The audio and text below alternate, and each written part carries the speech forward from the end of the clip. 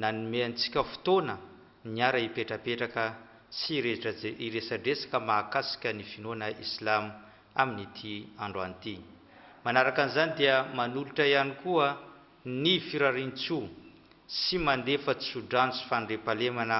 ho an'ilay iraka Muhammad ibn Abdillah alayhi afdalu salatu wa taslim. Mandefa ihany koa tsodrano ho an'ireo mpanaradia azy, ireo fianakaviany, ary indrindra ny nanaraka ny sorodalany mandra-pahatongavany andro farany. Insha Allah, atsika andro an'ity dia iresadresaka mahakasika ny volana izay misy antsika ankehitriny.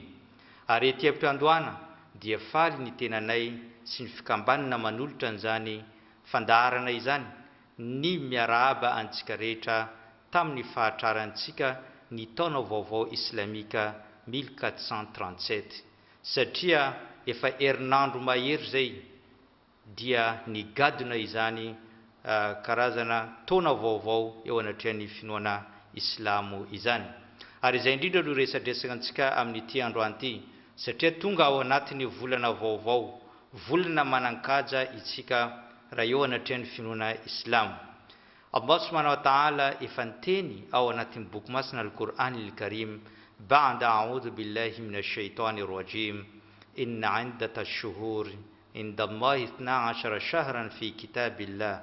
yawma khalaqa as-samawati wal ard minha arba'atun hurum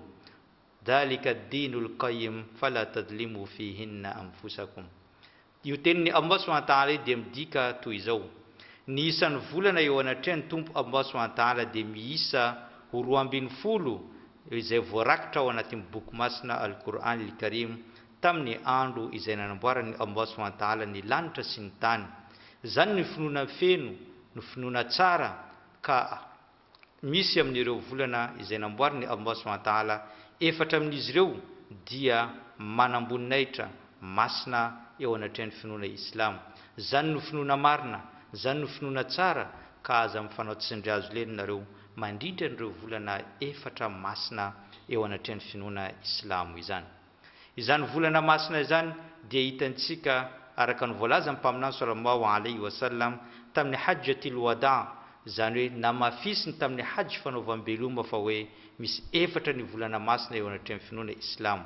Telo amin'izy ireo dia mifanarakaraka eo ny Dhul-Qa'da sy ny Dhul-Hijja ary ny Muharram izay misy antsika, ary izay no resadresantsika amin'ity andro an'ity. Fa ny iray kosa ozy izy dia mitokana dia ny volana Rajab izay mipetraka eo an'elanelon'ny Jamad Thania sy ny volana Sha'ban no misy an'izany volana Rajab masina eo anatrehan'ny finoana islamo izany. Ka raha jerevantsika ny volana Muharram izay misy antsika ankehitriny dia anisany shahrullah, zany hoe volana ny Allah subhanahu wa ta'ala ny antsonany zany volana Muharram izany. Ary izy ihany koa no volana voalohany ao anatin'ny calendrier islamika rehefa namaritra ny calendrier ireo manampahaizana mahakasika an'izany eo anatrehan'ny finoana islam. Ka ny volana Muharram izay misy antsika zao dia anisan'ny volana masina, volana lehibe, volana izay manana ny maha izy azy. Ary indrindra ao anatin'io volana Muharram dia misy andro anankiray antsoina hoe Achoura. Io andro Achoura io dia andro raha ohatra atao finitinina ny zavatra izay nitranga tamin'io, ary izay no resadresantsika sy hitantsika amin'ity andro an'ity dia ireo karazana trangan-javatra maro samihafa nandalo tamin'izany andro Achoura izany, dia karazana fanavotana avy amin'ny Allah subhanahu wa ta'ala. Maro ireo karazana fanavotana izay hita tamin'ny andro Achoura io, ary raisintsika tsiraidray ny fanavotana noentiny Allah subhanahu wa ta'ala manoloana an'ireo mpaminaniny sy manoloana ireo olona masina teo alohantsika mandra-pahatongavany fiainana tety aoriana taty.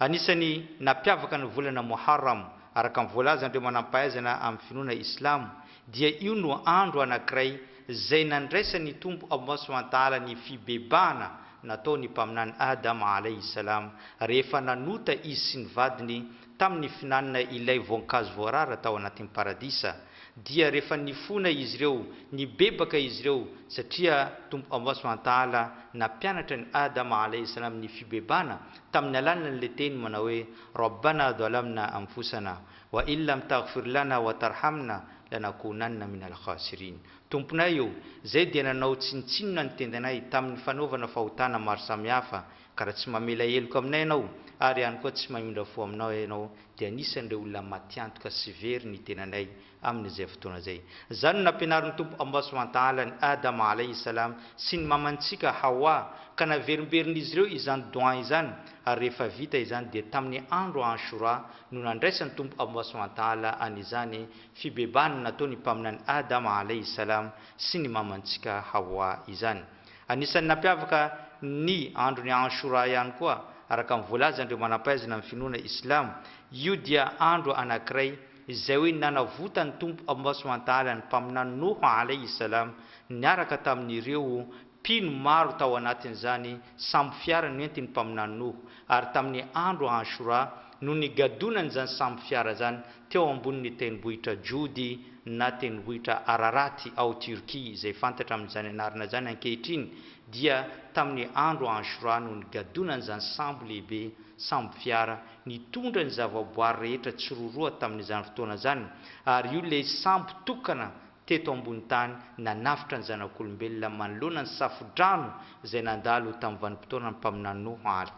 Nuh alayhi salam. Ka avitra io mpaminany Nuh alayhi salam ary avitra ihany koa ireo mpino niaraka taminy sy ny zavaboary tsiroroa tao anatin'izany sambo fiara zany. Zany tamin'ny andro Achoura no nanavotany Allah subhanahu wa ta'ala an'ireo mpino ireo. Anisan'ny voalazan'ireo manampahaizana ihany koa fa ny andro Achoura io dia andro anankiray izay hoe nanavotany tompo Allah subhanahu wa ta'ala any mpaminany Ibrahim alayhi salam rehefa nifanditra tamin'ilay mpanjaka antsoina hoe Namrud alayhi lana i mpaminany Ibrahim alayhi salam, dia rehefa nifanditra izy ireo tamin'ny farany dia natsipy tany anatin'ny afo i mpaminany Ibrahim alayhi salam nandritra ny andro maromaro, misy ireo manampahaizana amin'ny teny fa 700 andro no nipetrahany tao anatin'ny afo miredareda izany, izay afo tsy maty mihitsy. Ka tamin'ny andro Achoura no nanavotany Allah subhanahu wa ta'ala ny mpaminany Ibrahim ka tafavoaka tao anatin'ny afo izay miredareda tamin'izany fotoana zay, tsy may ary tsy misy na kely tamin'ny vatan'ny mpaminany Ibrahim alayhi salam no nikasiany afo tamin'izany fotoana zay. Ka zay manamarika fa ny andro ny Achoura dia andro lehibe eo anatrehan'ny finoana Islam. Mbola miteny ihany koa ireo manampahaizana fa tamin'ny andro Achoura io dia andro anankiray izay hoe namerenany tompo Allah subhanahu wa ta'ala any mpaminany Yusuf alayhi salam manoloana ny rainy Yaqub alayhi salam, satria rehefa nisaraka izy mianaka nandritra ny 700 taona mahery nandritra n'izay 700 taona zany maro ny karazana fijaliana izay niainany mpaminany Yusuf alayhi salam, ary ny fijaliana ihany koa tamin'ny fisarahany mpaminany Yaqub tamin'ny zanany dia nahatonga ny alahelo lehibe teo amin'ny fiainany, ary tsy vitan'izany fa nahatonga ny maso ny jamba tamin'ny ranomasony rotsaka tamin'izay fotoana zay, dia anisan'ny nalahelo i mpaminany Yaqub. Ka tompo Allah subhanahu wa ta'ala tamin'ny andro Achoura no nataony Allah subhanahu wa ta'ala ny fanenany ireo mpaminany anankiroa, ny mpaminany Yaqub sy ny mpaminany Yusuf rehefa nandritra ny 700 taona tsy mifankahita izy ireo. Zany manambarantsika fa ny andro Achoura dia manana ny maizy azy eo anatrehan'ny finoana Islam. Mbola miteny ihany koa ireo manampahaizana amin'ny finoana Islam fa amin'ny andro Achoura dia io no andro anankiray izay narendrika ny Firaona alayhi lana izay nanenjika ny mpaminany Musa alayhi salam sy nanavotany tompo Allah subhanahu wa ta'ala ny mpaminany Musa sy ireo vahoaka Israeliana nino azy, ka tamin'ny andro Achoura ihany koa no nahavitra azy ireo, satria nandritra ny 700 taona mahery no nandevozina tao Egypta ny zanak'Israely sy niaraka tamin'ny mpaminany Musa alayhi salam. Ka tamin'izay fotoana zay dia nalefany Allah subhanahu wa ta'ala i mpaminany Musa alayhi salam mba hanavitra anireo zanak'Israely zay nino izay nankatoany Allah subhanahu wa ta'ala tamin'izany fotoana zany. Ka tamin'ny andro Achoura no namakian'izy ireo ny ranomasina mena na ny la mer rouge tamin'izay fotoana zay. Ka rehefa nandalo teo izy ireo rehefa nikapoka ny ranomasina mena i mpaminany Musa alayhi salam tamin'ny tehana izay teo aminy dia nisaraka anankiroa izany ranomasina izany ka nandalo teo ny mpaminany Mosa sy mpaminany Harona ary niaraka tamin'ireo vahoaka Israeliana. Rehefa lasa lavidavitra izy ireo dia nanaraka azy Firaona sy ireo miaramilany andeha nenjika n'ireo zanak'Israely. Ka tamin'izany fotoan'izany dia natambatra ny Tompo Allah subhanahu wa ta'ala izany ranomasina izany ka maty tao i Firaona sy ireo miaramila izay niaraka taminy. Ka tamin'ny andro Achoura no nitrangana izany ary izany nahatonga ihany koa ireo jiosy izay nifaly tanteraka izy ireo rehefa tonga ny andro Achoura satria io andro lehibe eo anatrehan'izy ireo nanavota ny Tompo Allah subhanahu wa ta'ala ny mpaminany Mosa. Ary antsika mpino Islam ihany koa dia mifaly amin'izany andro Achoura zany satria io andro mpahasoavana ary andro izay karazana fanavotana maro samihafa nitranga teo amin'ireo mpino Islam sy ireo mpaminany maro samihafa tany ampiandohana. Ary mbola miteny ihany koa ireo manam-pahaizana amin'ny finoana Islam fa ny yaum Achoura io no andro anankiray izay nanomezany Tompo Allah subhanahu wa ta'ala ny fanjakana any mpaminany Sulaimana alayhi salam. Satria hitantsika raha mbola olona teto ambony tany tsy nisy nanana fanjakana mendrika sy tsara ary lehibe mibaiko ny zavaboary rehetra teto ambony tany eny fa hatramin'ny rivotra sy ny biby ary mahalala n'izany resaka ny biby sy ny vitsika izany mpaminany Sulaimana alayhi salam. Ka tamin'ny andro Achoura io no voalohany andro izay nandraisany an'izany fanjakana izany ka napiatra ny rariny izy, napiatra ny hitsiny izy ary nanjaka tamin'ny fahamarinana izany mpaminany zany. Ka tamin'ny andro Achoura no nandraisany an'izany rehetra izany. Ary mbola nteny ihany koa ireo manam-pahaizana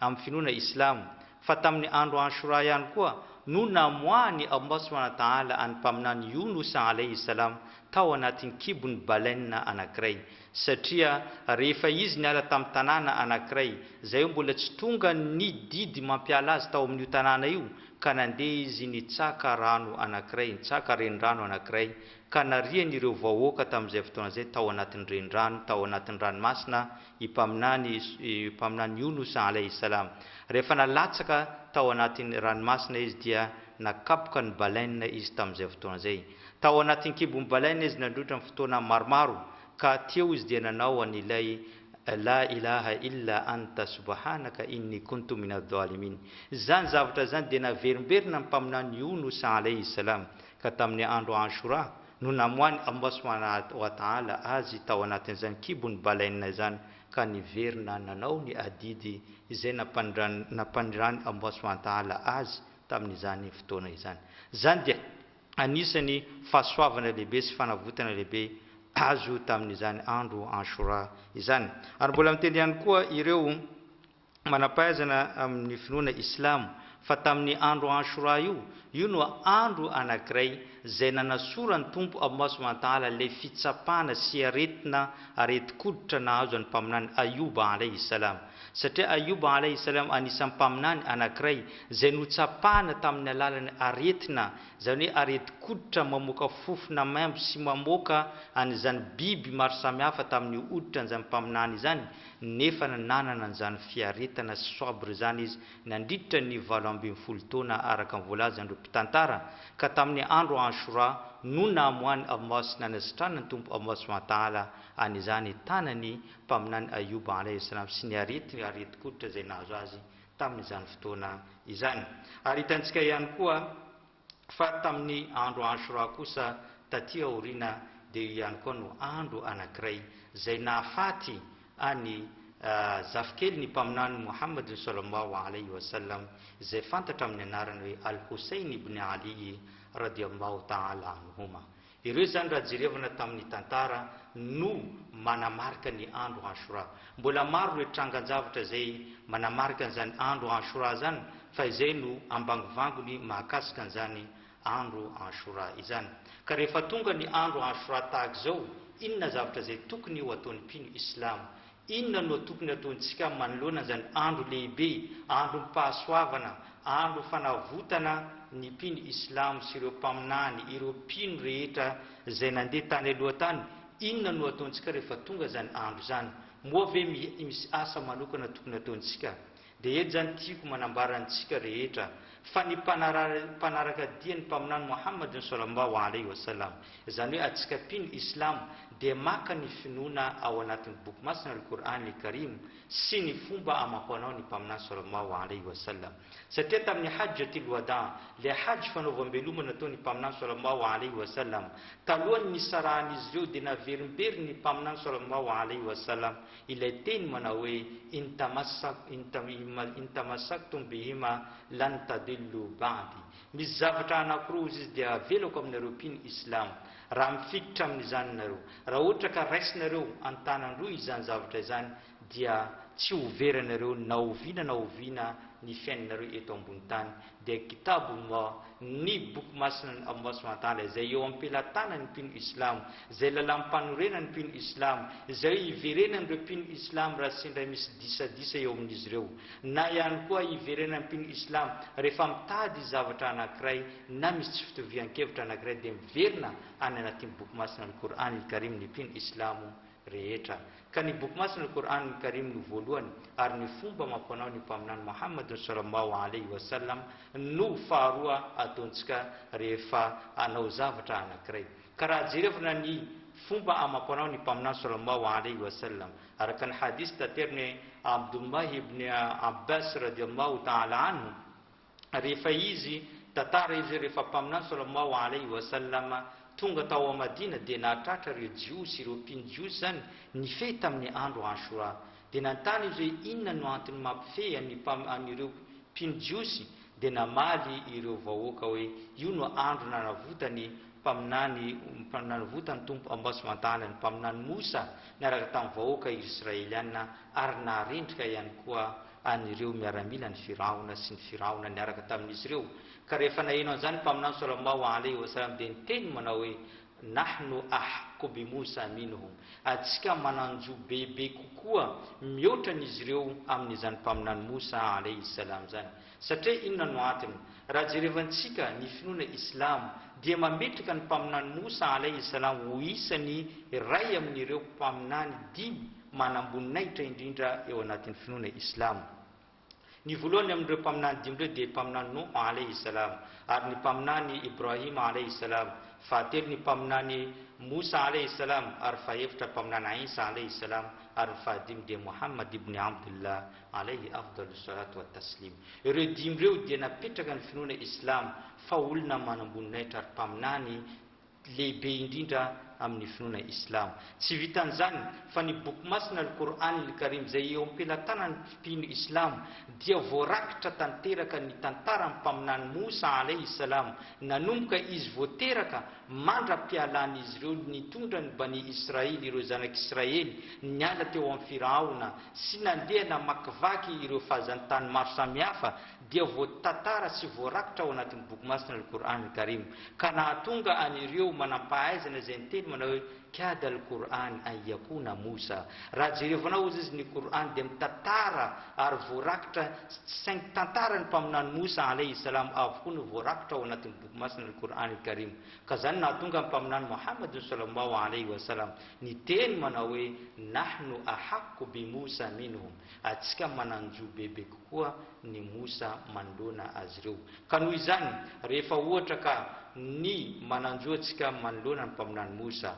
araka nintsika hitantsika ihany koa ireo tantara maro samihafa fa ny andro Achoura dia andro fanavotana maro samihafa midika zany fa androm-pahasoavana izany ka rehefa mpino islam anankiray mankalaza ny androm-pahasoavana eo aminy dia tsy maintsy amin'ny alalan'ny fanompoana sy fifaliana eo anatrehany Allah subhanahu wa ta'ala ka raha ohatra ka zany tsika maneho ny fifaliana maneho ny zany androm-pahasoavana izany dia tadidio tsara fa amin'ny alalan'ny fifehezana tahaka ny nataony mpaminany sallallahu alaihi wasallam ary izy raha teo no modelintsika ka rariny sy tsy ndraharantsika ny zavatra izay nataony ka niteny mpaminany sallallahu alaihi wasallam ny fifehezana amin'ny andro ny Achoura dia mamafa ny fahotana izay vitanao tamin'ny taona lasa izany hoe ny fifehezantsika amin'ny andro Achoura dia mamafa ny fahotanao mandritra an'izany taona izay lasa izay nidiavintsika izay ka aoka tsika rehetra hanao an'izany fifehezana izany raha ohatra ka mbola manana an'izany hery sy tanjaka izany tsy marary ianao tsy misy olana eo aminao dia natanteraka an'izany fifehezana izany araka ny voalazany mpaminany sallallahu alaihi wasallam satria ihany koa tadidio tsara fa talohan'ny mpaminany sallallahu alaihi wasallam nifindra monina tany Madina dia izy nifehy tamin'ny andro Achoura fa rehefa izany hoe nataony obligatoire teo amin'ireo mpino ny fifehezana ny andro Achoura fa rehefa tonga tao Madina izy nodidiny tompo Allah subhanahu wa ta'ala tamin'ny fifehezana amin'ny volana Ramadan dia teo izy dia niteny fa man shaa sawamahu wa man shaa tarakahu izany hoe rehefa tonga tao Madina izy lasa obligatoire amin'ny mpino islam ny fifehezana amin'ny volana Ramadan dia niteny izy zay olona mankaty hifeny eo amin'ny Achoura dia afaka manao an'izany fifehezana izany ary zay olona zay hoe tsy tianao an'izany noho ny antony maro samihafa dia afaka tsy manao an'izany izany hoe sunna ny fifehezana amin'ny andro Achoura fa ny fahasoavana kosa dia lehibe ho an'ireo zay mangetaheta an'izany fahasoavana izany ho antsika rehetra dia aokatsika hifehy amin'ny volana Achoura ka ny fifehezana amin'ny androny Achoura dia mizara anankiroa araka ny voalaza ny mpaminany sallallahu alaihi wasallam sy ireo manampahaizana amin'ny finoana islam nanao mifehy ny andro fahasivy sy ny fahafolo nanao mifehy ny andro fahafolo sy ny faharaiky ambin'ny folo izany hoe nanao mifehy rahampitso sy ny afaka pitso ny alakamisy sy ny zoma na ny zoma sy ny sabotsy no ifehezanao araka ny voalazan'ireo manampahaizana ato anatin'ny finoana islam ka zany no fanentanana hoentintsika amin'izany androny Achoura lehibe eo anatrehan'ny finoana islamo izany endritsika maraparana ny fandarina amin'ity androany ity dia afatra tiantsika ampitaina ho an'ny mpino islam rehetra naiza ny toerana misy anao ninninona zavatra zay mahazo anao dia misy afatra avy aminay tiantsika ampitaina inona ny zavatra zay tiantsika ampitaina manoloana an'izao androny Achoura sy ny volana Muharram zay lehibe manana ny mahizy azy ary masina eo anatrehan'ny finoana islamo ity ny zavatra tiantsika ampitaina dia hoe ny fiandohany taonanao dia aza komansena na atomboka amin'ny alalan'ny alahelo zany teny zany dia ho atsipy ho antsika rehetra zay milaza fa tena ny mpino islamo ny fiandohan'ny taonanao dia aza atomboka amin'ny alalan'ny alahelo fa atombo amin'ny alalan'ny fifaliana fifankatiavana firaisankina fanantenana fahombiazana izany no fiandohany taona fa tsy hoe alahelo na fisonana sanatrean'ny vava na ihany koa karazana zavatra izay tsy tokony ho atao fa izany dia tsy nampianary ny mpaminany sallallahu alaihi wasallam ninninona zavatra zay ataonao dia atombo amin'ny alalan'ny fifaliana ny androm-piainanao alaifisaran-tsaina raha ohatra ka anao fo maraina raha ohatra ka fo maraina anao alahelo tomany izany hoe fisonana no entinao dia jereo hoe ohatrany ahoana ny tontolo andronao aorinan'izany moa ve tsy alahelo mandrakariva ianao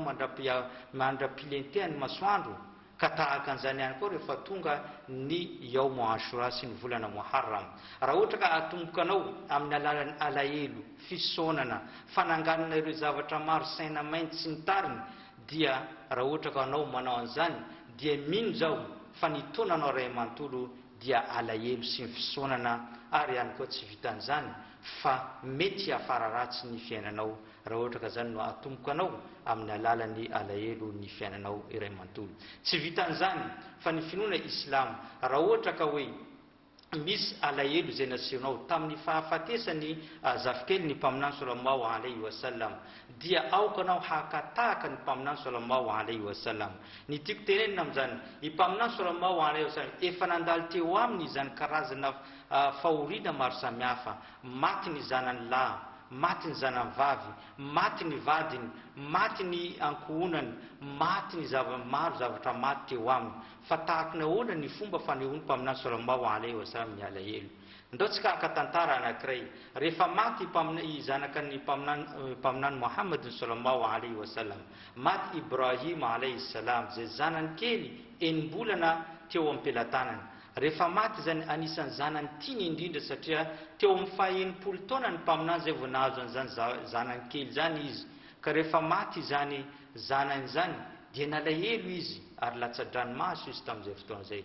saingy ny tenina voaka amin'ny vavany dia ny teny izy manao hoe inna al-aina la tadma wa inna al-qalba la yahzan wala naqulu lima illa lima yurdi rabbuna wa inna lifiraquka ya Ibrahim la mahzunun. Zany teny ny mpaminany sallallahu alayhi wa sallam zany dia ny teny manao hoe inna al-aina la tadma, ny maso dia mahay mandatsa-dranomasy, mahay mitomany, wa inna al-qalba la yahzan, ary ihany koa ny fo dia mahay malahelo, wala naqulu illa lima yurdi rabbuna, fa zay kosa tsy amoaka teny afa-tsy teny zay mahafalifaly ny tompo Allah subhanahu wa ta'ala, wa inna lifiraquka ya Ibrahim la mahzunun, ary ny fisarahanay aminao amin'ny fiainana eto ambony tany ry Ibrahim dia mangotrika ary mampalahelo tokoa. Zany teny ny mpaminany sallallahu alayhi wa sallam miaraka amin'ny filatsahany ranomaso fa izy tsy mbola nanao zavatra zay voarara ny finoana islam, tsy mbola nandeha nikapokapoka ny vatany izy, tsy mbola nandeha nanao zavatra zay hoe namoaka teny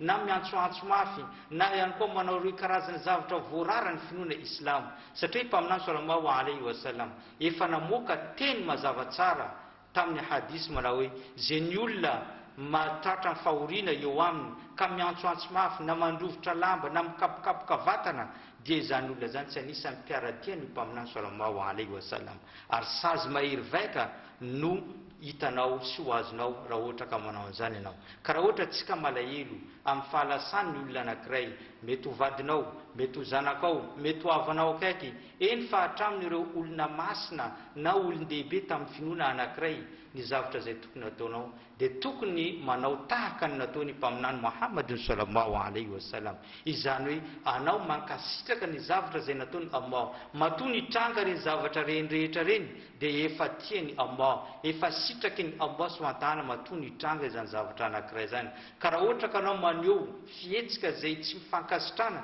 midika an'izany anao dia manohitra ny lahatra sy ny didy zay napetraka ny Allah subhanahu wa ta'ala teto ambony tany. Eny ihany koa fa na dia hoe hita fa ho an'ireo namana zay milaza fa hoe min mazhab ahli al-baiti ao anatin'ny boky izay tenen'ireo imam maro samihafa izy ireo dia mandrarany zany zavatra izany. Ohatra amin'izany alaintsika hoe ny teny imamo as-sadiq zay imam fahenina amin'ireo voalazan'izy ireo fa imam ahli al-baiti dia ny teny izy manao hoe man daraba yadihi ala fakhzihi inda al-musiba habata ajrahu. Zany teny zany dia miteny manao hoe zay ny olona anankiray teo anatrihan'ny fahoriana anankiray ka nikapokapoka ny vatany na ny tanany dia nikapoka ny vatany dia efa tsy ahazo tombotsoa eo anatrihan'ny tompo Allah subhanahu wa ta'ala. Zany dia voarakitra ao anatin'ny bokiny izy ireo. Ka zany zavatra zany nefa mifanohitra an'izany zavatra izay ataon'izy ireo. Na dia Imam Hussein zay voalaza io dia miteny izy amin'ny boky ao anatin'ny Bihar al-Anwar sy ao anatin'ny Usul al-Kafi dia miteny izy manao hoe an Abi Abdullah ibn al-Husayn radiyallahu anhu qala la yanbaghi as-siyaqu ala al-mayyit wala tashukku ath-thiyab. Tsy azo atao izy ny miantsoantso na mamoaka feo fankahalana eo anatrehany fahafatesan'ny olona anankiray, ary tsy azonao atao ihany koa ny mandrovotra ny lambanao na mikapokapoka ny vatanao. Zany dia voalaza ao anatin'ny bokin'izy ireo. Dia eo ary antsika miteny fa hoe moa ve zany zavatra zany zay atao mampalahelo ny zavatra zay atao. Ny andro Achoura dia andro anankiray fanavotana akamarozany fanavotana rehetra tamin'ny androm-pahasoavan'ny zanak'olombelona teto ambony tany sy androm-pahasoavan'ireo mpaminany dia tamin'ny andro Achoura, fa tsy andro ny alahelo, tsy andro ny fanaovana zavatra anankiray zay tsy ankasitrahany finoana islam akory. Izany zavatra rehetra zany tsy hoe na mitianay mitsikera na miteny fa manitsy ny zavatra zay tsy mety izay hita miparitaka eo amin'ny fiarahamonina zay misy antsika izany rehetra zany. Zay angamba no teny atsipo antsika fa mbola manome ny teny ho antsika hoe azadiny ny mifehy amin'ny andro fahasivy sy ny andro fahafolo ny volana Achoura, fa zany anisany ihany koa ny fahasoavana lehibe eto ambony tany. Ary tiako lazaina eto ato koa fa tsy misy zany fifehezana tapakandro izany ao anatin'ny finoana islam, dia tsy misy fifehezana tapakandro. Mifehy manomboka amin'ny maraina ka hatramin'ny asr dia misotro rano, zany dia tsy azo atao anatin'ny finoana islam, fa ny fifehezana dia manomboka amin'ny maraina vao mangiran-dratsy ka hatramin'izany hoe ka hatramin'ny filentehany masoandro eo vao misakafo fa raha ohatra ka na zavatra hafa akoatran'izay na dia tsy ao anatin'ny finoana islamo izany rehetra zany zay angamba no nahakasika ny fandaharantsika tamin'ity androany ity zay niresaka mahakasika ny shahrullahi muharram izany hoe volana masina muharram sy ny yaum Achoura ny andro Achoura ka misaotranao zay nanaraka an'izany fandaharana zany hatrany am-piandohana ka hatramin'izao ora faran'izay resantsika zao ary ihany koa mameny fotoana ho anao amin'ny herina an'io raha toy izao raha ohatra ka mbola manam-potoana antsika dia tantarany zany zafokely ny mpaminany sallallahu alaihi wasallam al-Hussein ibn Ali zany amin'ny tantara tena voarakitra ao anatin'ny boky masina ao anatin'ny boky maro samihafa izany ka ny tenanay kosa mametraka ny fisaorana ho an'ny teknisianina zay napita ny vantana ity fandarana ity tany an-tokantrantsika tsirairay tany ary mameny fotoana ho amin'ny herina an'io toy izao wassalamu alaikum wa rahmatullahi wa barakatuh على الدوام والابتعاد عن الحرام نعيمة